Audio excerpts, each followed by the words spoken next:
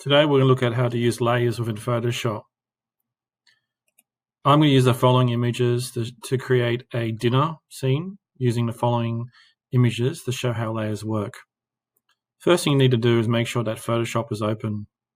The easiest way to drag an image into Photoshop is to open it up, and then I'm going to first select my table and plate image and drag it onto the Photoshop.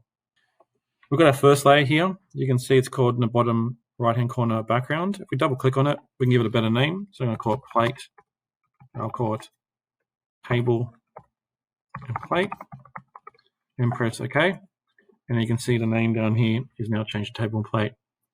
Now the way layers works is the very bottom layer will be displayed at the very background of the image, and the very top layer at the foreground. And I'll show you the impacts of that later on. First thing we're going to do is import our stake image. So we grab our stake image, drag it onto Photoshop, put it onto the plate, and then what we can do is we can resize it using the handles to however big we want it. So I'm just going to put it here. You'll notice that on the side here, we have a new layer called stake. To double change that, I just double click on it, and I could just say, call it yummy steak. And it's really important that you name your layers something meaningful, because in Photoshop you can have many layers very quickly, and if you have layer 1, 2, 3, it doesn't really mean much. The next layer we're going to put in is our mashed potato. So we select our mashed potato, drag it onto our yummy steak, okay, and then you'll notice that a new layer has been created. However, our mashed potato is massive, so we can resize it again, and I think that's about right. We'll put it on top of our steak. Okay, and then we'll do one more just to show. We'll import our vegetables, and then we're going to put them on the table here. Okay, you notice that it's not letting us put it on there. So you have to select the background layer, which is table and plate. Then go back, vegetables, Photoshop, drop it. We'll drag it up in the top right-hand corner, or top left-hand corner, my apologies. We'll resize it. Okay, and you'll notice here that we now have our different layers, one for table and plate, one for vegetables, one for our steak, and one for our mashed potato. Every single thing that you create inside of Photoshop will create a new layer.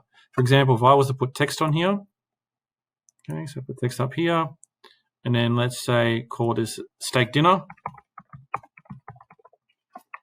you'll see that I have a new layer called steak dinner. Now obviously, if we go back to there, steak dinner is going to be confusing with the name of steak. So we can click on that, and I'm just going to call it title. All right, so that's how layers work. There's a few other things you can work with layers. One is you can actually turn off the transparency. So if I want to remove that, you select the eye icon on the layer, and then you can turn on and off that layer. Really helpful when you're editing many layers. Another thing too is that you can lock individual layers. So all you have to do is select the layer. There's a lock icon in the bottom right-hand corner. And that way, if you want to make sure that layer doesn't get edited by accident or deleted, that won't happen. And then finally, as I said before, the order of the layers is really important. So if I drag my table and plate image to be at the top, you'll notice that's covered up all my other images. So placement of layers is really important. It's always recommended that you probably start with your background layer first and then build on your layers. However, if you have to, you can always just drag the layers around like so. And there we have it. We have our different layers, and we've created our steak dinner. Thank you for watching this YouTube tutorial. If you have any more questions on how to do Photoshop, please look at my other YouTube videos. Thank you.